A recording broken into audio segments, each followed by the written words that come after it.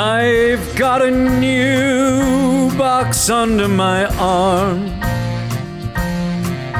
with Toon Kings and Men of Britonia. So let's set the tone, listening to the one and only. We've got to that old world charm.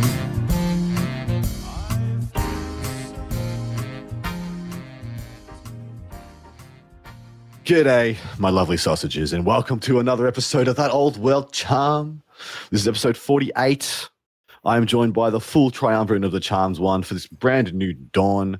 First time since essentially the second version of the first edition of the Old World game, 9th edition, whatever you want to call it, has been released. So it's going to be lovely to have all of us together. Falcon, hello, brother. How you doing? Hello, my babies, my sausage babies. Yeah, that's them. That's exactly right. And Danny, my sugar, my baby, my honey, the sweetest cheeks on the sweetest meats. I am not going to call you guys sausage babies. That makes me feel weird. Well, you're allowed to say whatever you want because you almost won the Tacoma Open. That's not even close to what. Listen, I was half listening to that whole conversation, and what I heard was you almost won. I was this close. The Tacoma Open was one of Games Workshop's big 40k events, which Danny played in. Yeah, but that's enough 40k. The one sentence was enough 40k for this episode. Maybe even too much, actually. Too much, far too much. Yeah, let's not go there again. It felt dirty. This episode, though, now that we have, we thought we had all the arcane journals out.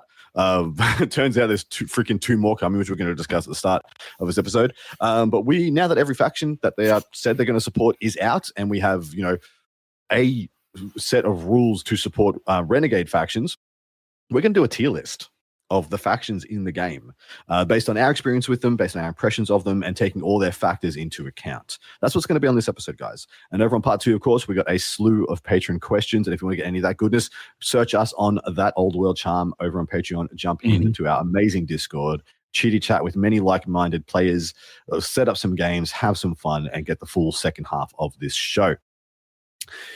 Okay, let's talk about the announcements, boys. Off the cuff, what do we think? Toon Kings are getting more. The rich are getting richer. What the hell? Well, I'm not sure how much richer they're getting. Like the community article and the reveals seem to indicate like how much does a horse even cost? Yeah, like it sounds like they're just getting some like amazing looking horse sculpts and some mount options, but like there are some other armies that are getting full armies of infamy in this book. Yes. So I have. That's sick. I have. Yeah, I'm real. I'm okay with this. Are we okay with this? First and foremost, are we okay with they're just doing like they're just going to continue bringing out armies of infamy and new stuff and adding to the game? I'm very on board. More content, more better. More support by GW means game don't go away, more better. But how do you guys feel about it? I'm very happy at which characters they're actually going to release plastic models of. It would be great to get a plastic Lich Priest. And even more Toon King models or like character models are always cool. Plus, I guess, like some new, like not even just the art, like I like that they're releasing the arcane journals like this and that we're going to have new armies of infamy. I think that'll keep the game fresh as long as they're not too crazy. But the Toon King one in particular, like not just adding a whole new army of infamy, but also it sounds like mounts which aren't associated with the army of infamy. So that's cool. Like a Necro Serpent mount for a Toon King, it sounds incredible. And then like just like horses are fine. Not that Toon King horses are great, but just like having the option is always going to be cool. How much worse are you going to feel when you have a 2025 beautifully sculpted horse standing next to literally the worst horse models that have ever been created? I mean, yes, that is true. That is true. Fair. I really hope, but I don't expect. I do hope that we're also getting a new Cetra model, but I don't expect we will. Oh my God. That would be unreal. That would be, yeah. I don't even own Toon Kings. I would buy a Cetra model from James W. Workshop for sure. I would buy one and make him kneel. Just do it. Just bring him to not play Tomb Kings and just use him as an objective. I'm leaving the podcast forever. See you, Paul. All right. See you. Paul. Yeah, that's who we're going to replace you with. Paul Murphy. That most handsome caster in all of 40K. We're bringing. I see what you're trying to do here. I mean, he is extremely handsome, especially recently. He is especially for a 40K player. He's very handsome. Yeah. Oh yeah. And his age is ridiculous. Don't ask him his age. You'll be shocked. He's 64 years old. Yeah, he's literally like guzzling the Fountain of Youth right there. But anyway, I reckon he's a necromancer. But that's just between me and him. I got to say, I'm really excited for new Chaos Dwarf models. I have heard whispers and rumors for almost 2 freaking years that these guys were coming. Yeah. And then when the Blood Bowl team came out, I was like, were they wrong? And they just saw the Blood Bowl, shoot sculpts and thought it was that. But no. Oh my God. I'm buying the crap out of these guys. Yeah, they are sick. There are, all right. Yes, most of them are really cool. I'm not sure I like the swords on the infantry over like axes. I would have liked that better, but it does make them different. I actually really don't like the spears that they have. Like the spears look kind of derpy. Oh yeah, it's like there's like this weird love heart thing on the front half of the spear. I actually thought I liked the swords better. But I like the swords better than the spears, Adam. Yeah. Well, now I have to go look again because I don't know what you're talking about. This sounds. Why are we talking about this? Because this is an old world soft release. Bale, it is. It absolutely is. Tori, Robo Bulls, and you guys are like, I think the spear has a weird nubbin. No, but I actually am weird on the very smooth looking bull centaurs. They look so smooth. I think painted like good, like they're gonna look much better. Yeah. I actually think I might like the current sculpts better than the new built bull centaurs, but I'm going to get some and find out. The hobgoblins look way better. The hobgoblins are amazing. The bull centaurs. I do hope that this is a paint job situation because I'm not a big fan. Yeah, they look very plain, unadorned. Yeah. The hobgoblins are spectacular. Yeah, so good, and they will be getting double duty as the gobos in my ogres as well. Oh, nice. Okay, that makes sense. But the Bale Tauruses, beautiful. Oh my God! Yeah, also a wicked paint job. Yeah, so whoever they gave the Bale Taurus to, like that guy was legit. Absolute, beautiful. Both sculpts, fantastic. Oh, sorry, I thought we were talking about the Bale Taurus when we were talking about plain models. Yeah, I think he's plain to me. I think he'll come out with a better paint job. Fair enough. Okay, maybe the green one. I thought the bronze one. That's the one I'm focusing on. I don't like all the messy fire. Sorry. Yeah, I don't like all the messy magic crap coming out of the top of the model. I will just not be putting that on my version of it if I choose to go with it. But yeah, the bronze one was legit. I don't know where they're getting this turquoise one from because it doesn't fit for me. It's an interesting color choice. I think it's the same with the Robo Bull. I think if it was painted like red instead of green or something, it would look. Yeah, it looks like they're hanging out with like Skaven. Yeah, with this color palette. It's wrong. The color palette is incorrect. Yeah, with like all the bronze and like the green flames. Yeah, that's a fair point, Adam. Yeah, the color palette's all wrong. For my head canon at least. What else did we see that came out that we want to talk about? I think I just want to go back to those AJs. Like the fact that it looks like we're getting a Slayer full on Army of Infamy is sick. And then Border Princes. Yeah. And there's like some pretty hefty rumors about Border Princes that, if true, make them sound hilariously fun. But just having those two alone, and then like who knows what else? Because I think they said there's like 4 Armies of Infamy in the book. Mm-hmm. So I'm really stoked. Really stoked. And then the Cathay one, whatever. It doesn't sound like we're getting a lot of new stuff for Cathay so much as just like lore. And it does. and small games, which is fine. But like, I want Miao Yang is going to get her model finally. Yeah, well, I mean, like, but we already have the rules for her. I want more. I want more. Although I do love her in every sense of the word. Wow, a shrine he is building. All right, so that's all the new releases and all that stuff covered. Let's move on and get to the meat and potatoes of this bad boy. So to lay out how we will be doing our tier list, and we are likely to be updating it when the game gets big updates. We're going to be updating our tier list to be reflective of where we think the meta is at, and how different armies are coping. Because of course, right now I think post big FAQ and errata changes. We have an S tier is what I'm talking about. So this tier list will have D tier, C tier, B tier, A tier, and S tier in it. There's going to be versions of the game where hopefully when the game is very balanced, there is no S tier. There is nothing above A. That's what we want. We want there to be nothing that is over and above more powerful than everything else. Yeah. We are going to be taking into account playing with and without the Renegade pack.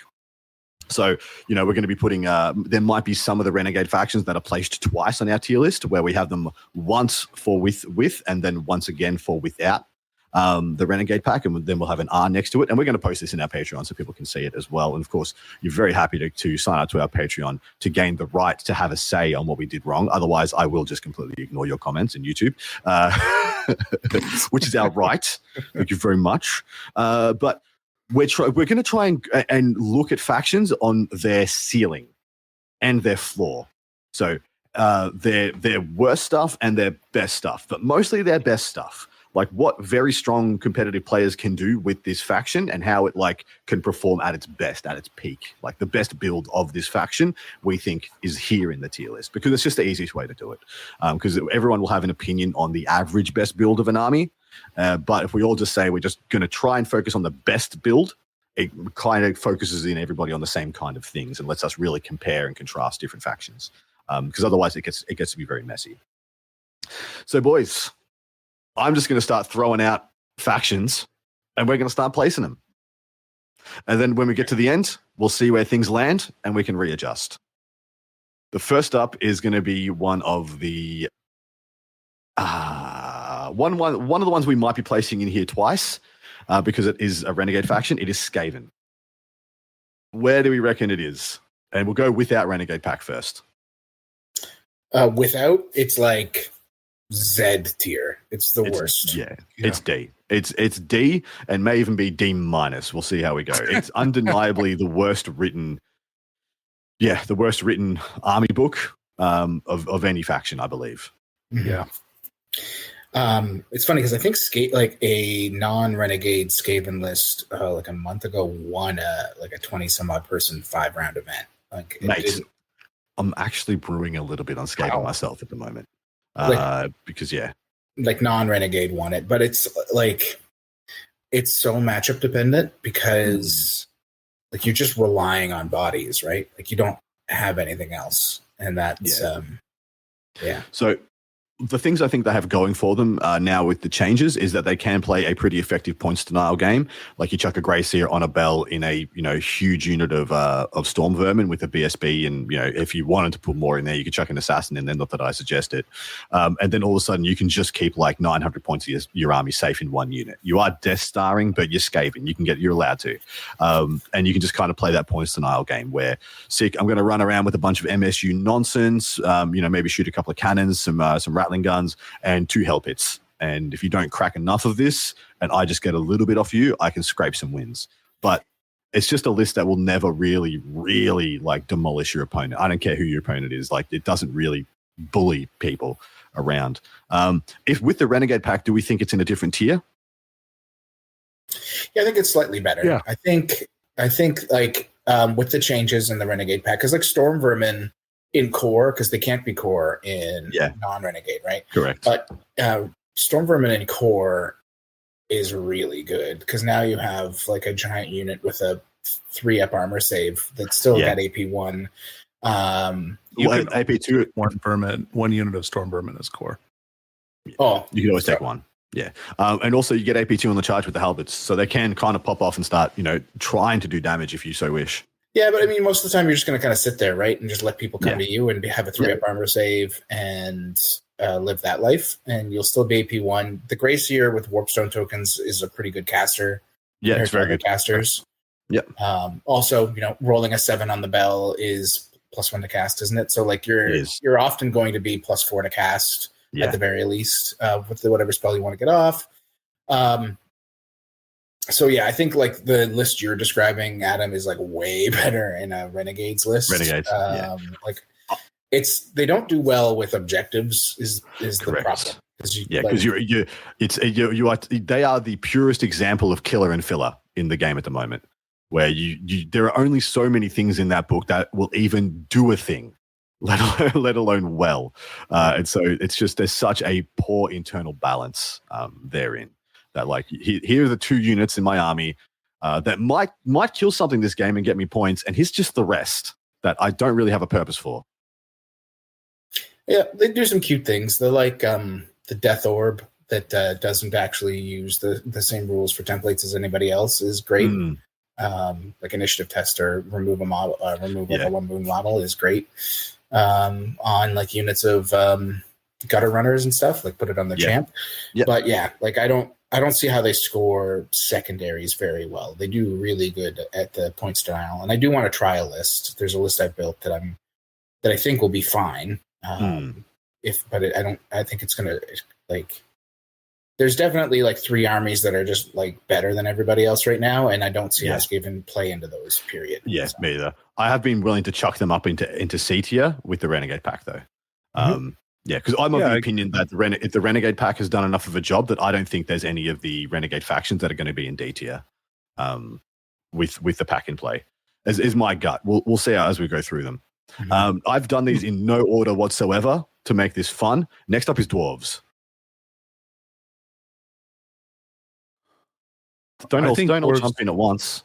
No, I think Dwarves are probably a B tier army. I think that they have a lot of really great tools to deal with things. I think they've got better.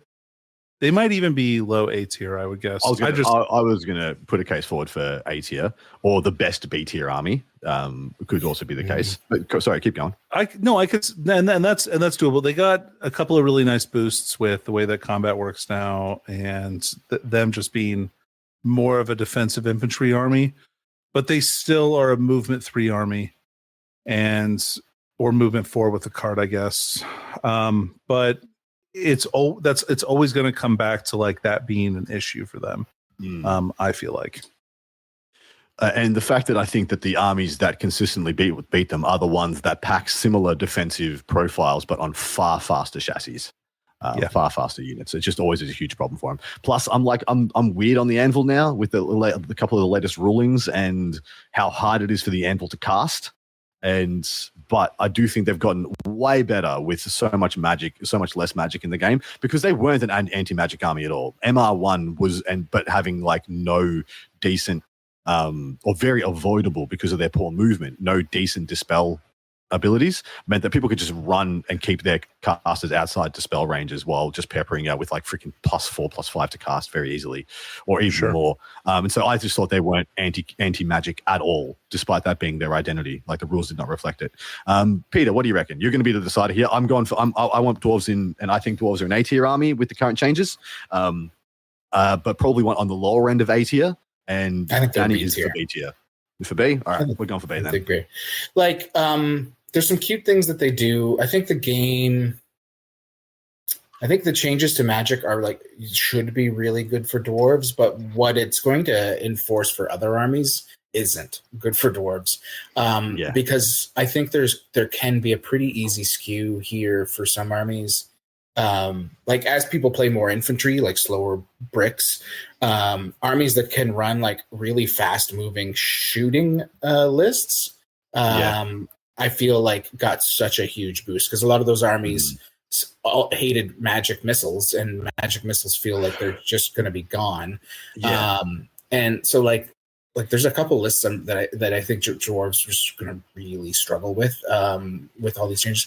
Like that said, I think they're a top tier B army. Like Expeditionary Force has cute things with sappers now because of the ruling on lone linear obstacles and how they work.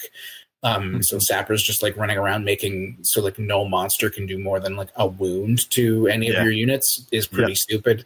But you know, they don't like a big brick of like Blackworks or something smacking them. They'll just die. Or knights. And then I think Royal Host is still amazing. It's very aggressive, but it lacks the ability to like reform for speed. And with the cut to Troll Hammer torpedoes, it really hurt them a lot. Exactly right. Yeah, that was a big blow, the losing of the Troll Hammers, because now I think you're way more incentivized to just try and like take a bunch of cannons. Yeah. And that doesn't fit with the Royal Clans, like a points denial play style. They also just can't take cannons. Yeah.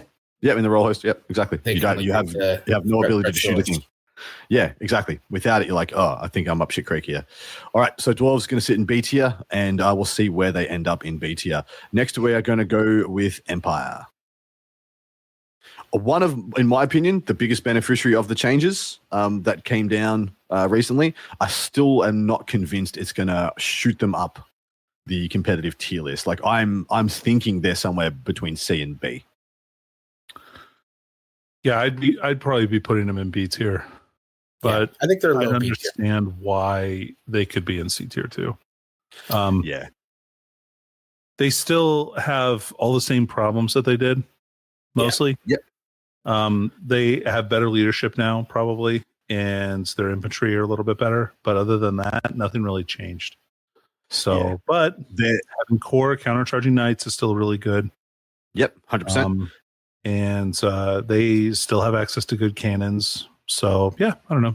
There's some redeeming qualities there. Look, I think. You go. Sorry, go ahead, Dave. No, go ahead, Adam. No, you do it.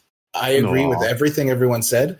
I think the sleeper here for Empire is going to be on the table, probably not in Warhall if you're using Warhall, because it's just a pain in the ass, but is City State of Nuln. Because like the big problem with City State of Nuln was like it had no magic. Correct.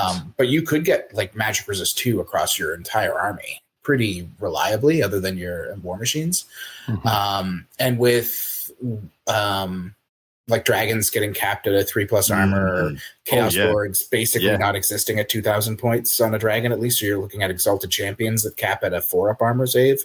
Like Empire cannons are amazing. Outriders that ignore all their shit is incredible. Giving them MR2, like with like a Witch Hunter or with something with a Witch Hunter's Talisman on it. Like I think Empire State of Nuln, there's like a really good list there that will still struggle against the top tier stuff, but is super competitive into everything else. Yep, I think based on that, I'm happy to put them in B tier. Are they above or below Dwarves, though, boys? Oh, I don't think they're as good as Dwarves in my mind. Me either. I put them below Dwarves until proven. Like it's like because I back you. I 100% back your impression there. They can actually just play a good Wood Elf list that has cannons with Nuln. Which is kind of buck wild, where they'll win just pretty much all the shootouts, and then play a very frustrating keep away game where they're constantly harassing your flanks, and it's actually quite a good build. So I'm here for Empire moving forward, but I don't think they're as good as Dwarves. I think they're second to them, at least for now. We're gonna go to the Chaos Dwarves, and we're gonna have to put. I believe we're gonna have to put 2 sections in here because I think non-renegade pack Chaos Dwarves are dumpster fire at the moment. Being a Chaos Dwarf player myself recently, I've got 10 games under my belt now, and I've got half of those are a Renegade pack. It's day and night since the changes, mostly because without the Renegade pack and with the current changes, the Sorcerer Prophet is pretty much gone. Like not worth the paper it's printed on because it doesn't do anything. You can't get any pluses to cast. It's one and the only spell you're really hunting, Ash Storm, is extremely hard to cast with a +2. So is it I'm of the. It's either a 10 or a 9. Either way, it's extremely unreliable and very hard to get off. And that's even if you get it off and it is not dispelled. So I'm really worried about non-Renegade pack Chaos Dwarfs because they essentially don't have a character worth taking. You got foot characters. What the shit is that? Like, you're taking the foot Castellan? Why? Like, what is that guy doing? Or what you're going to do, you're going to take walking prophets and use them to be freaking engineers and actually take war machines again? Maybe, yes, that's what you have to do. But yeah, I'm really worried about them. I'm going to actually, hand on heart, say they're either one of the lowest C tiers or the upper B tiers. Upper D tiers. What are you guys' thoughts?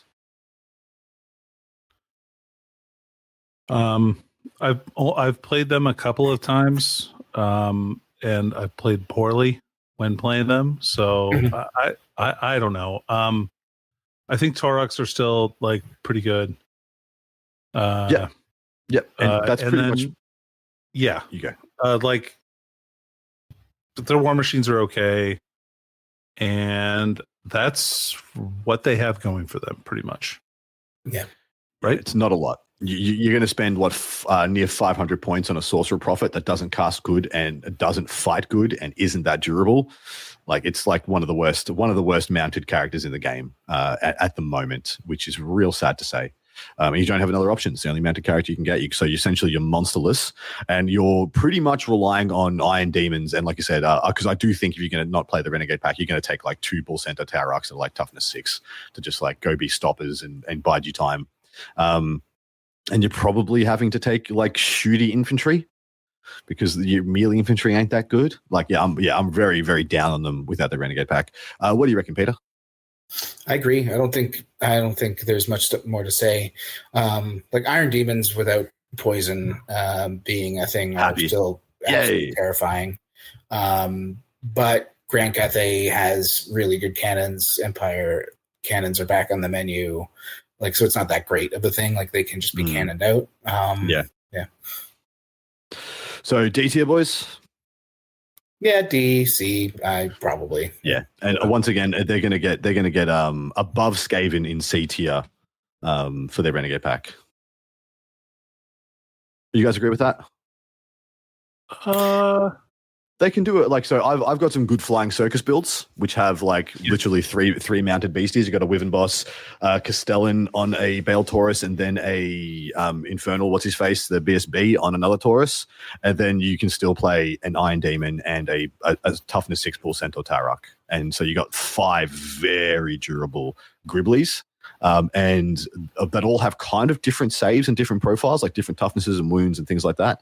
Because you can go, I've got a toughness 7 Castellan, so he's just like very durable as a anti-dragon stopper, especially with the Yoga Blade going away. Most people top out at strength 6 now. In fact, just about everybody does. So he just goes in there, stops them up, fine, just absorbs them while everybody else goes and does the damage. And then just a big points denial brick of Hobgoblins and another big points denial brick of Infernal Guard to take up the rest of the points. And yeah, I don't think that's a bad list. It's definitely better than D tier because it will just be like, I'm just going to get a couple of matchups where they can't deal with 5 essentially durable monsters, toughness 6 or better monsters. And yeah, cool, I'm going to get some wins. Mm-hmm. Yep, I agree. All right. Next up, we have Wood Elves. Danny. Let's see. So I think Wood Elves are probably in A tier. Go on. Sell us. Yeah. No. Adam, you brought up a good point, and I've been really thinking about it. If people are going to start bringing like blocks of infantry, I think my Wood Elves are going to be doing really well. That was me. That was my point. Yeah. Sorry, Peter. It's okay because you're right. Hold on a second. Let me finish my thought here. So, Adam, like you were saying, and whatever means yes, they are. My wisdom with their natural predators kind of being gone, I think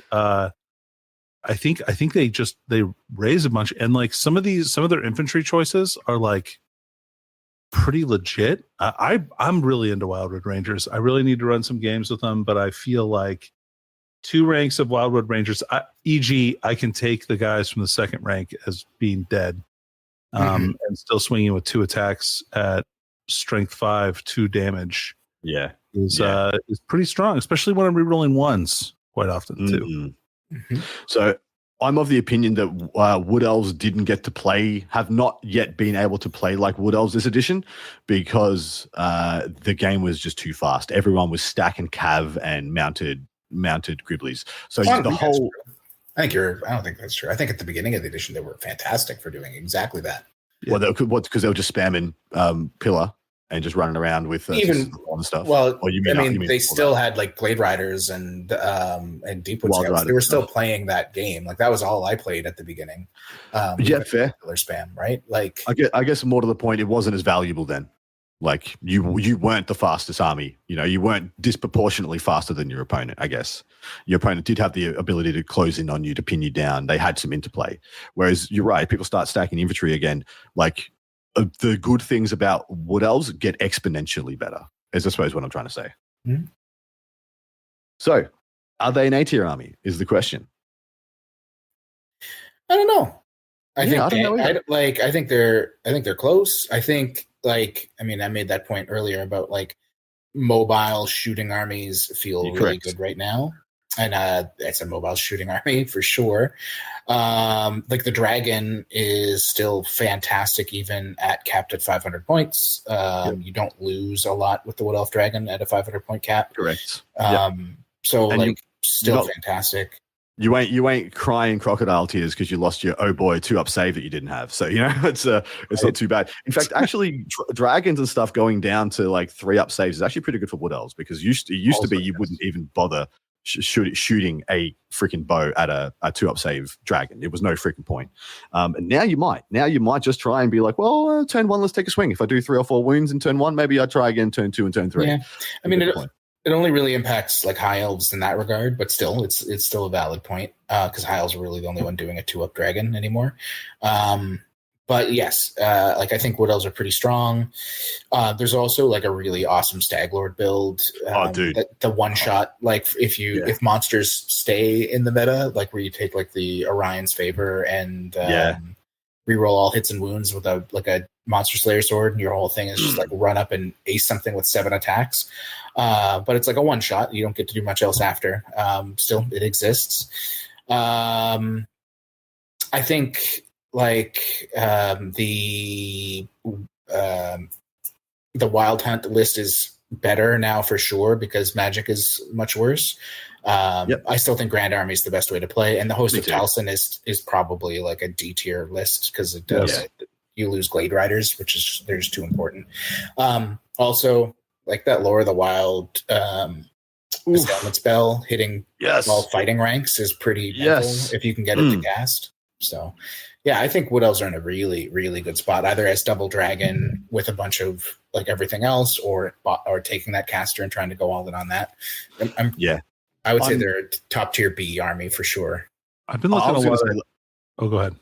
I was going to say let's put them in A, but they may end up towards the bottom of A, and or they float down to the top of B. But I think that if they're in B, they're probably the best B army in the game. I think if you compare them to what I imagine is going to end up in A tier, I feel like they're going to compare well. Yeah, that'll also be a defining thing. Like, because once we get to so here's the thing, once we get to S tier, and unfortunately there are S tier armies in the meta at the moment. I don't think it's debatable that there are.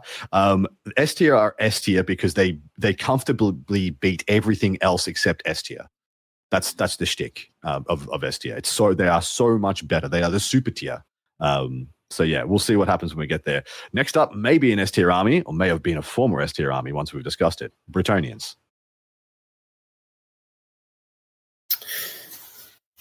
Yeah, I think they're still S tier, right? You think so? Am I wrong?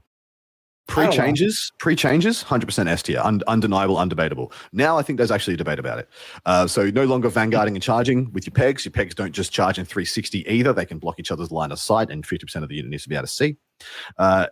In addition, is that's all the major changes? In addition, they're much more prone to getting CR'd out. Like they can just go in, do a little bit less into an infantry brick and just lose combat and break because they're doubled out, etc. Anything else they got that nerfs? Of course, the horn. The horn got nerfed massively. Yeah, the horn is huge for them. Yeah. And actually, like having played a few games with it now, like at first I think I was wrong. At first I thought the like line of sight thing for charging wasn't that huge of a deal, but it really is. It really messes up like especially against shooting armies where you're trying to like hide behind terrain and do shit. Now you can't. Like there was always that like hide a unit behind the terrain, have like that one guy sticking out so you could do your charge, and now they can't do that. Like they actually have to get shot if they want to do anything about something. And so I do think that they're still in A tier army if we're going to go this route of like there's multiple S tier armies. Because in my mind, I think there's only one S tier army and several A tier, and then there's a lot of B. But I'm okay with I think where you guys are going to go with this. So I'm on board. I definitely think Bretonnia are like still A tier, if only because the Green Knight exists and that thing. Yeah, I know. Just will by itself. They obviously knew enough about what they needed to do to fix the problems, and for some reason they didn't think the Green Knight was one of those, which is stunning to me. Absolutely stunning to me, because they were very targeted hits to Pegasus Knights, the Vanguard, and all the bullshit therein, and then they were just like, "But the Green Knight's fine." Yeah. I think there's probably still enough of a bias in Warhammer Fantasy against special characters that you're going to see plenty of tournaments that just aren't allowing those at all. Yeah, that's true. That's fair. All right, so Bretonians, I'm putting them right now at the top of A tier, which is only Bretonians and Wood Elves. They're definitely better than Wood Elves, and we'll see if anything else it ends up above them.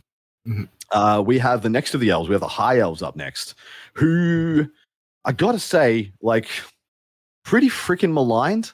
And I'm not sure the changes did all that much for them. The Impetuous change does unlock a bunch of units for them, notably Dragon Princes. Lets them play the heavy cav game a bit more freely, but I'm not sure that's going to push the needles very far power wise. Yeah, I mean, people were already running Dragon Princes. Exactly, right.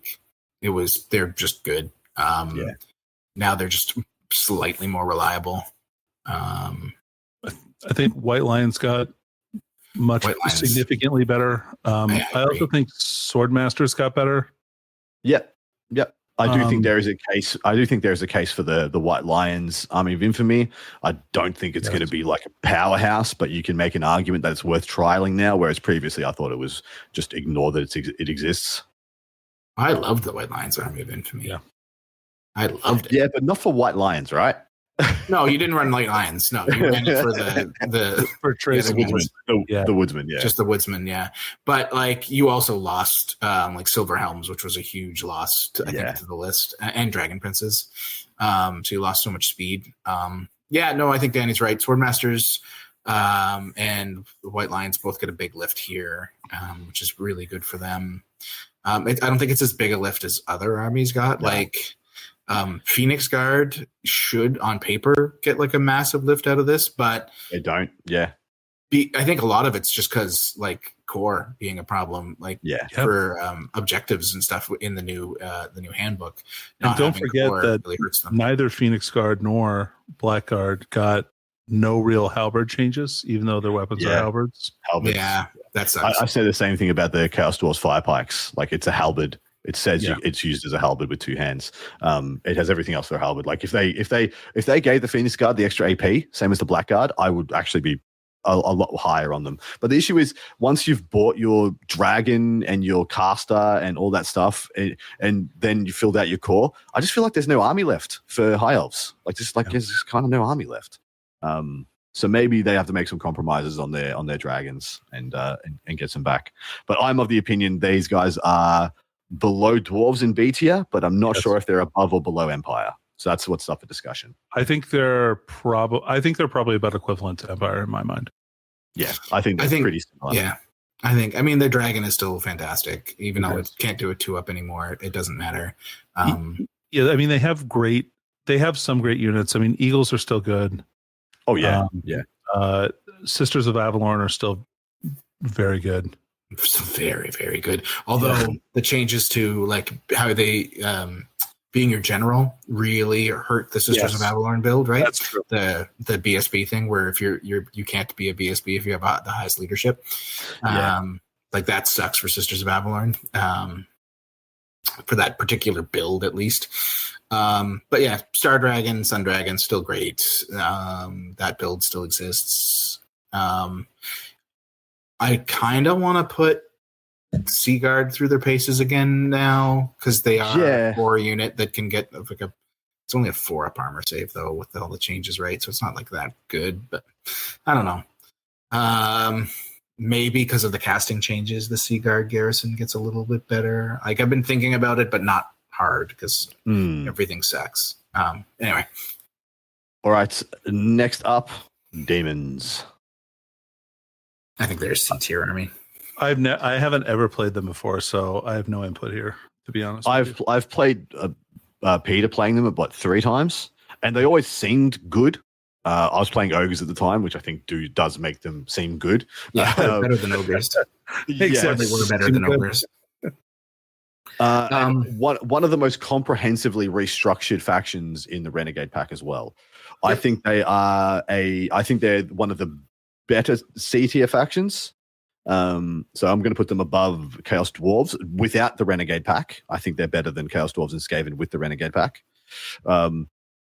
Do we think the Renegade pack chucks them up, or are they just a better C tier army with the Renegade pack? I think they're just a better, because like Renegade pack helps a lot. You get it's huge. You get dogs in core with Swift Stride, which is huge. The changes to the like regen make Plague Bears very interesting because they can regen unstable, which is great. That's good. Also, impetuous changes makes Khorne like across the board infinitely better. Absolutely. As is just like Magic in general, because now your whole army being MR1 or MR2 is huge. So like I have a demon list I definitely want to put through the paces with Renegade using a Bloodthirster and a Great Unclean One. Ooh, GUO, nice. Yeah, well, the GOO, right, is toughness 7 and has a 5-up regen. And because there's like nobody with ogre blades anymore, like he has effectively an ogre blade with his flail. Because it's always AP2 damage 3 or damage D3. It's just like he's either strength 8 or strength 6, depending on if he charged. So I think there's like a lot of play there. Also, the Renegade 1.5 changed the Palanquin of Nurgle to be monstrous infantry instead of monstrous cav. Oh, nice. So like that opens up putting like Sloppity Bilepiper and Spoilpox Scrivener on your Herald in a unit that now has like 6 or 7 wounds that they have to chew through. I think it's 6. And that intrigues me a lot. So like Bloodthirster with like Monster Slayer axe or just the whip, the D3 damage whip, and a GOO with a D3 damage weapon. Who cares about casting like level 1 on the GOO? Yeah. And then your Palanquin, like 3 or 4 Nurgle drones, 3 of the Blood Crushers with the Standard of Sundering, so everybody's -1 to cast as long as they can see it. And I think like that list with 20 Plague Bearers and then some Corn Dogs, I think that list like hurts a lot of things. It does not stand up to Vampire Counts or Tomb Kings in the slightest, like not even a little bit. But like a lot of other armies, it really can wreck. Like I think it does a number into Warriors of Chaos, for example. So in Renegades. Dude, you just described a B tier faction. So I'm going to put the Renegades, Chaos Demons towards the bottom of B tier. I just don't know if they're fast enough for a lot of the other B tier armies, right? Yeah. That's the problem. So anyway. That is fair. I mean, like the City State of Null list you described, I think just absolutely ruins. They can run around them pretty hard. Also described. Yeah, exactly right. And then the cannons, like just big, good cannons. Be an absolute pain in the ass. All right, next up, after demons, we have the greenskins. We have orcs. I will be between somewhere, like there's actually quite a wide range here for orcs to consider, because I think they have multiple builds that are quite strong. Actually, I think all their armies of infamy plus their grand army can all field pretty respectable competitive builds. So I'm gonna and with the impetuous change as well, I think it's a lot more freedom in orcs also. So I've got them like in my head, in my heart, they're like towards the top of B and middle of A, and I don't really know where to perfectly place them. You know, Adam, I put the Grand Army probably at the bottom of A tier, and then I put both of the other ones, both the armies of infamy that have come out at like the top of B tier. Yeah, that sounds about accurate to me as well. Peter, anything to add? I mean, I would put the Grand Army top of B tier, if only because like fanatic changes have hurt them so much and they keep getting changed. But that's just me. I don't think like, also Peter, fuck them. Like yeah, but also they lost poison. Poison huge. Yeah, they did. They lost their poison brick. But Black Orcs like getting slightly better is always good. Correct. The changes hurt the Wyvern boss a bit too. With They did. The challenge change, it really hurt the Wyvern boss. Yeah, that's true too. Yeah, I think they're more of a B tier army. I think I'm really curious on nomads because once again it goes into what we said about speed, where I think a lot of people, I think you can easily top a small tournament where people are like, I'm going to run a bunch of infantry now because infantry is so much better. And then you just take a whole bunch of boar boys and you're like, I'm infinitely faster than you. Run them through. And then you just flank charge the shit out of them. So that's where orcs, I think, have some really unique stuff, but they copped a lot of very minor nerfs, I think, with this change. So okay, I think we're in agreement. They're more of a B than an A. Are they better or worse than dwarves? Is my only question, because I think they're the best B tier army that we have ranked so far. So right now it is in order of orcs, dwarves, empire, high elves, and chaos demons with the renegade pack is our B tier. Do you guys like that order? I think that's fine.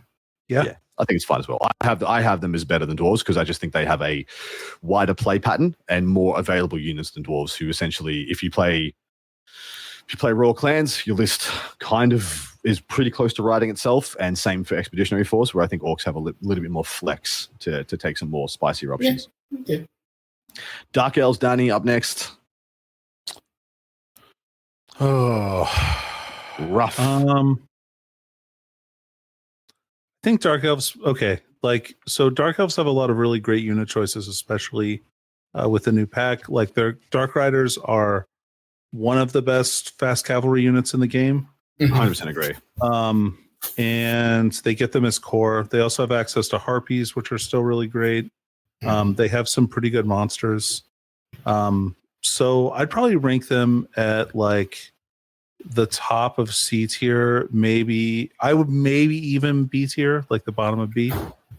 Yeah, I think they're a B tier army. Not non-renegade, no, but renegade, I think. Yeah. So, and sorry, that's me looking at it with the renegade, because adding the Pegasus to the fighting characters is actually a really nice for that army. Yeah, it is. It's actually huge. So without the renegade pack, are they C tier or D tier? I bet they're just right. They're at the very. I think that they're probably the bottom of C tier. I don't think they're quite D tier. Worse than or better than renegade dwarves and Skaven? I think they're worse than Chaos Dwarves, better than Skaven. I think they're better than both without really. So do they have a really good dragon too?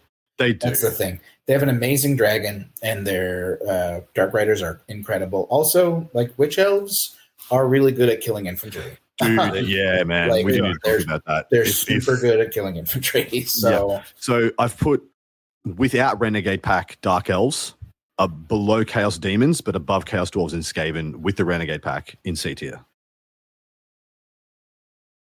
Does that sound correct? And then we're saying without and then with. Okay, go on. With I'm going to ask you guys whether it's better or worse than Renegade pack Demons.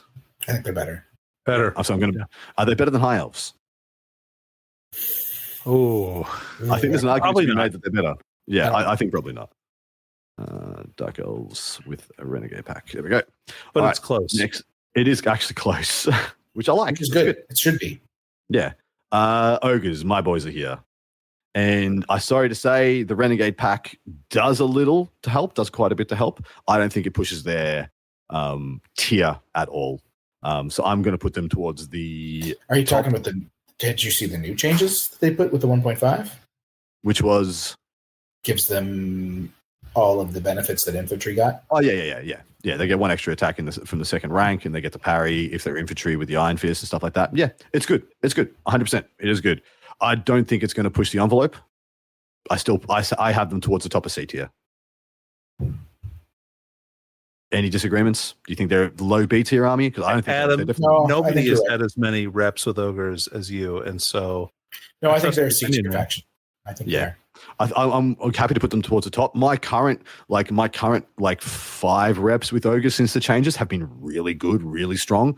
Just the freedom of not taking the Slaughtermaster, and then the only real decision point is whether I pay for MR on units or not, and then I just get to take banger units all the way down my army. It has been very liberating and has made all the difference in my results. So I'm 4-1 with ogres at the moment.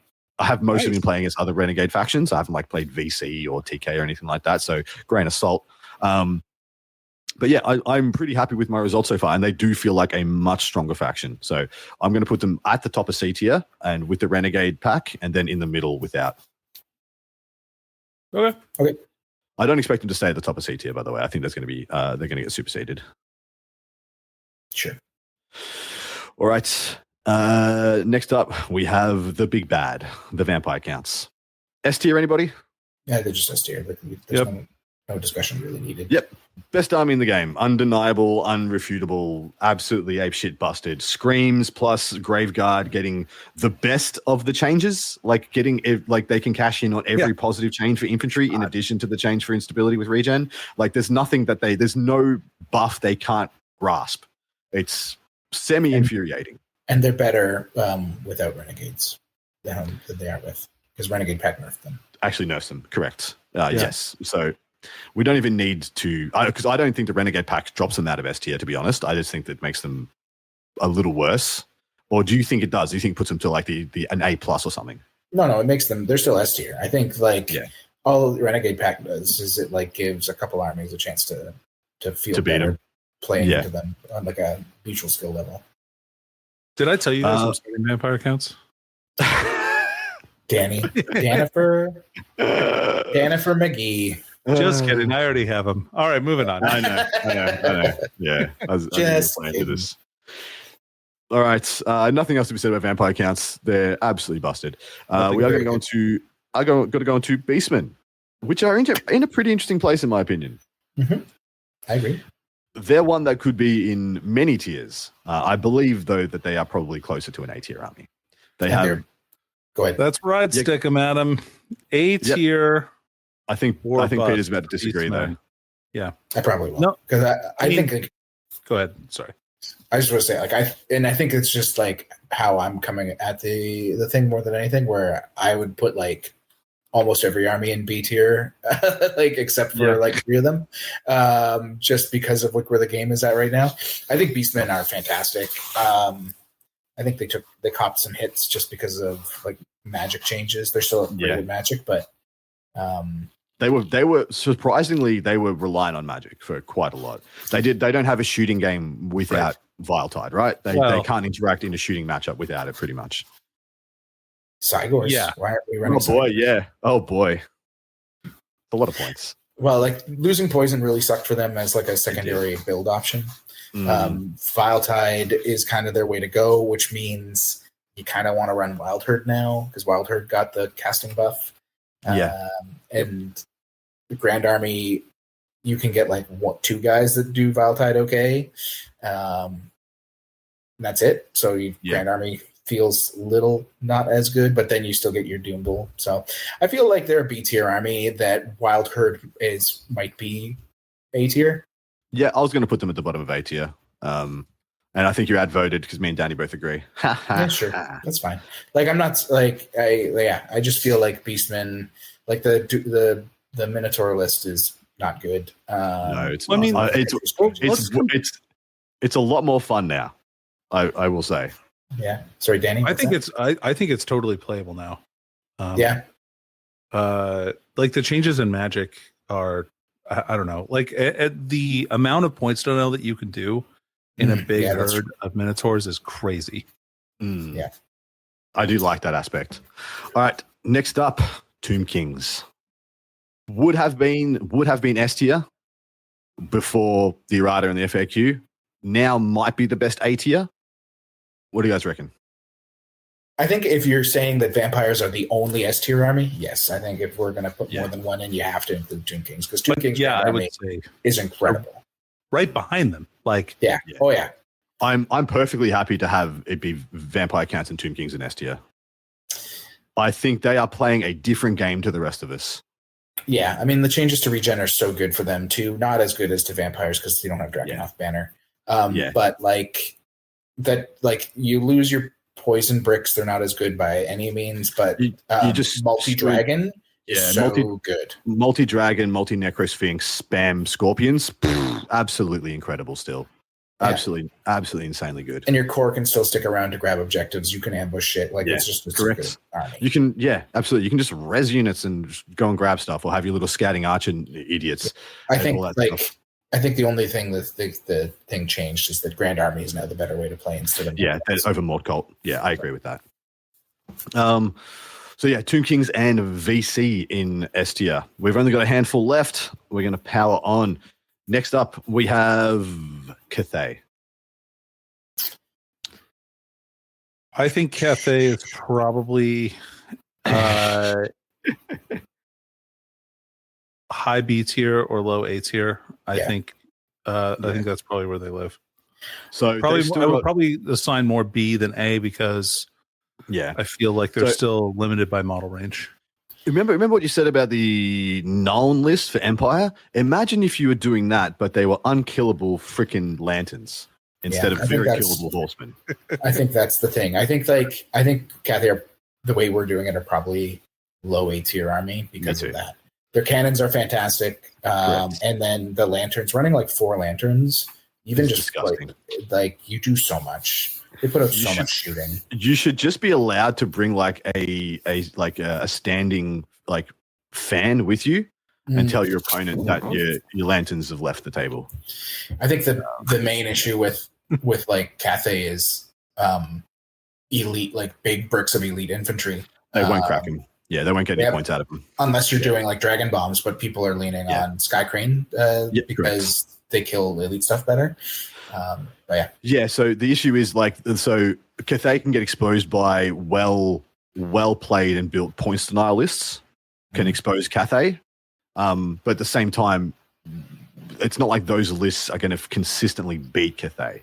But Cathay will just do absolutely god awful nothing to them and get no points. But the question is, can your opponent get points out of you? And that's the good thing about the lanterns, because the lanterns are busted and very hard to get points out of themselves. So they're kind of like the best of both worlds.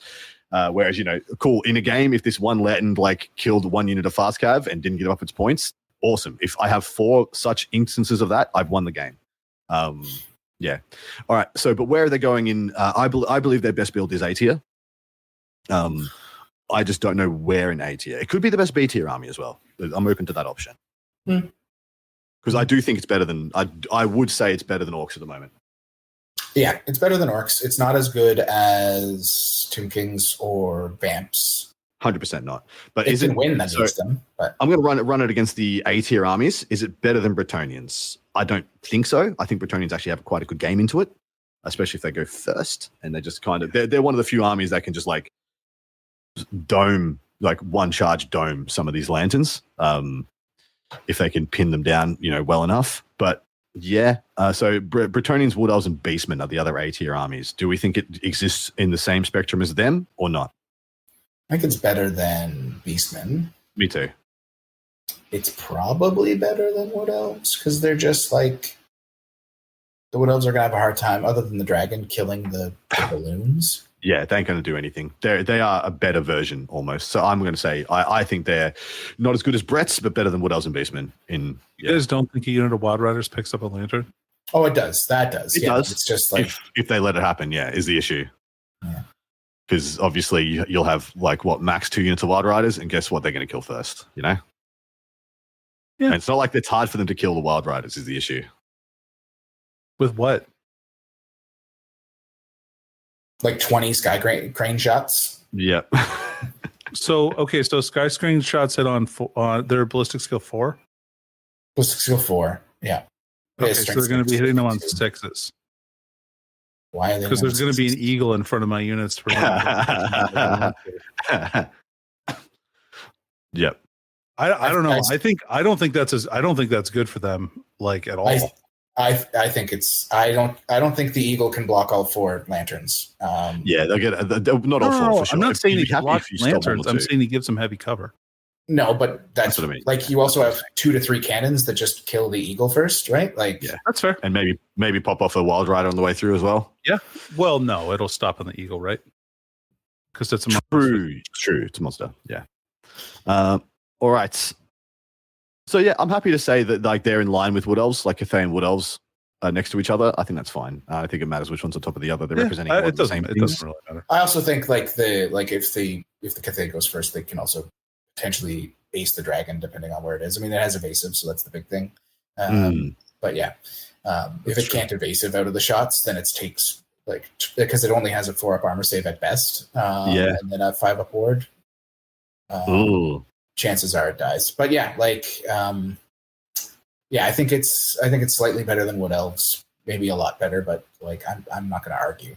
Like for an hour, don't argue. Don't be a problem, Peter. We've got 2 factions left, and then we're diggity done here. Lizardmen, Peter, take it away. I think Lizardmen are definitely a B tier army. Without Renegades, probably top of C. With Renegades, they're at least a B. Because Temple Guard are really good with all the changes. And the Slan is really good with all the changes in Renegade. Yeah, I agree. So you think they're the best C-tier army without Renegade? Without Renegade, I think they're the best C-tier army. Yep. Because like all their magic missiles are either power level 2 or power level 3, which is amazing because everybody else got sucky at them. So they can still produce magic missiles.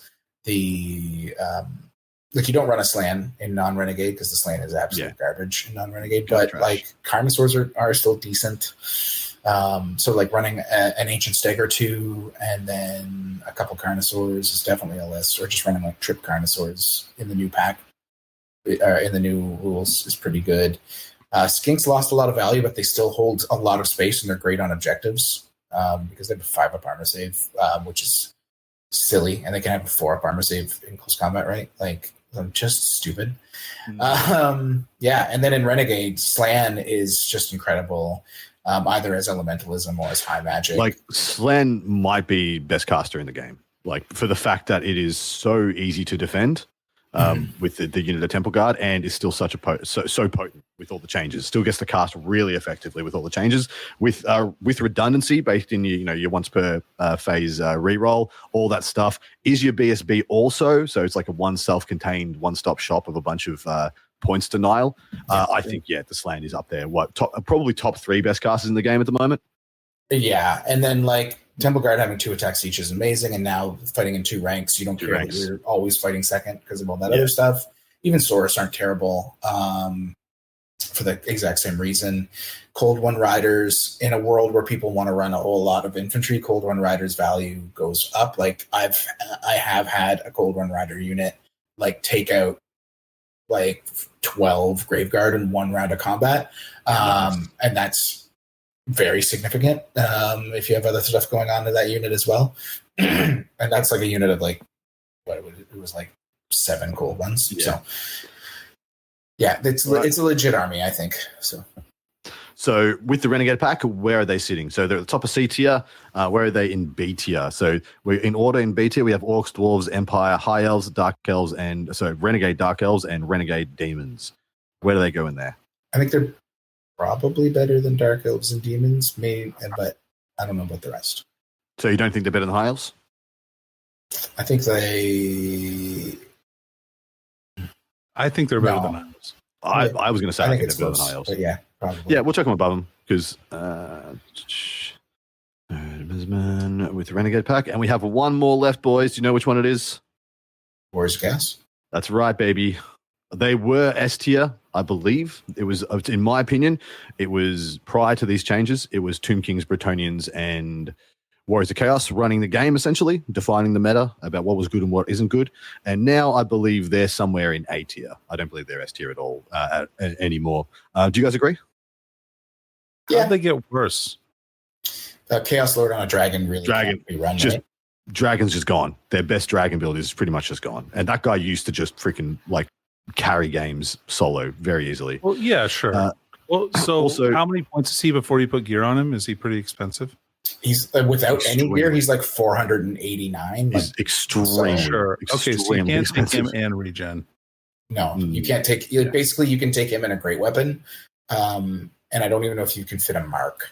Yeah, and then he's just at that point he's just like 600 points because he's the general of cannon bait, where he just catches cannons until he's dead, and then it's really rough. I mean, like I don't think he's terrible for other reasons. Saves. He's still got double save, and he's got 10 wounds still. Now he did get impetuous, right? Yeah, he did. He did. So that's definitely a disadvantage. The Chaos Knights got better significantly. Chaos Knights got significantly better because of countercharge. And Exalted Champions Exalted Champions can ride dragons now, which they couldn't brief. So you can run. I think I do think they're S tier, but you can run Trip Dragon, and I think that list beats so much stuff. I think it's the best A tier army. Personally, I think they just operate off a better chassis than everybody else for the points. And that's just good. That's just value. That just can carry games. You're like, my guy that costs the same, that costs only slightly more than your guy is twice as good as your guy. The Knights is where I think it's at the moment. I think you're taking budget dragons and Knights. And I think it's still a very strong list. Because you can have 2 Exalted Champs with great weapons on dragons with triple saves and MR2 or MR1.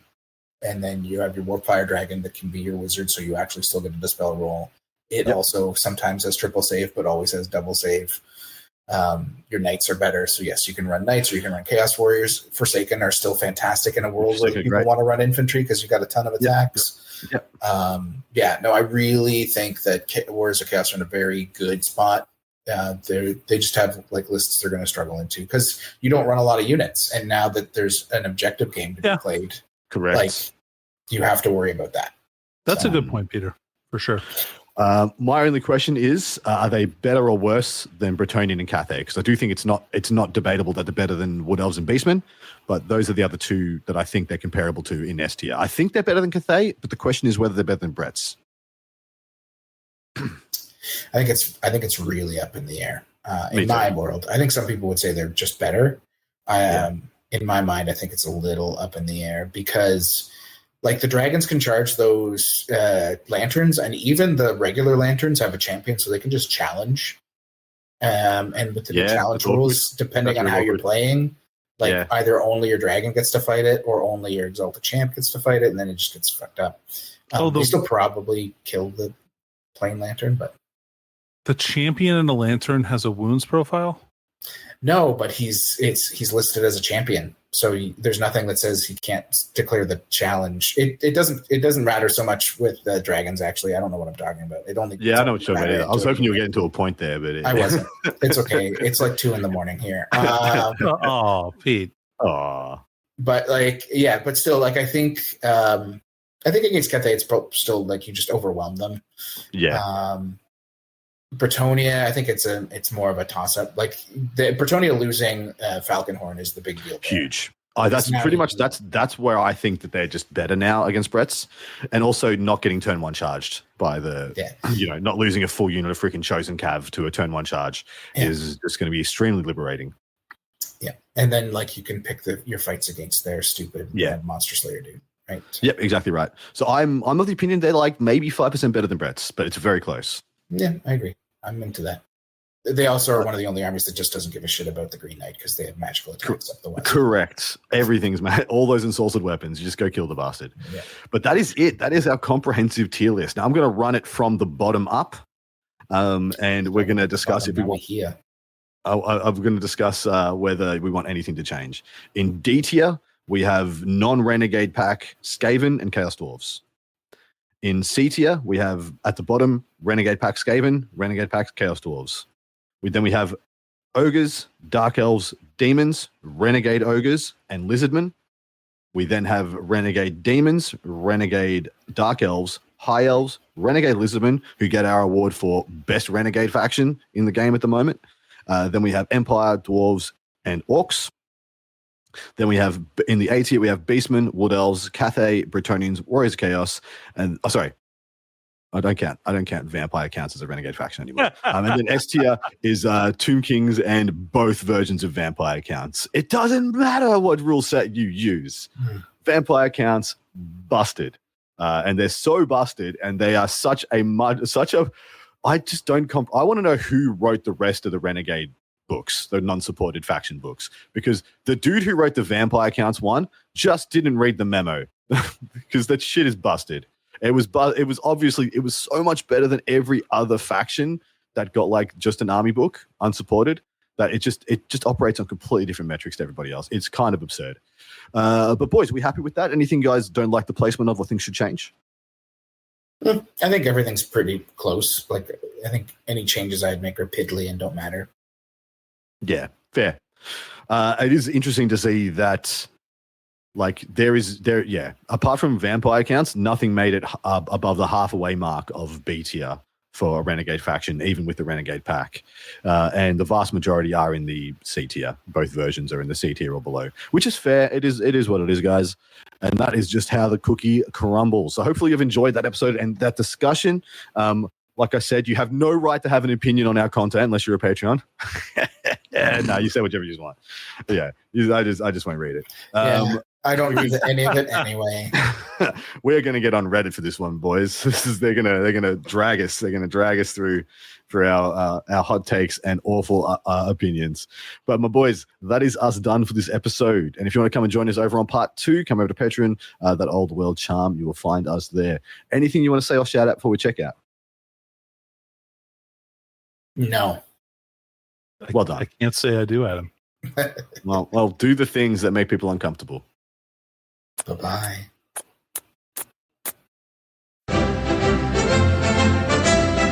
You've been listening to That Old World Charm with those charming chaps Adam, Danny, and Peter the Falcon. Thanks ever so much. Cheerio.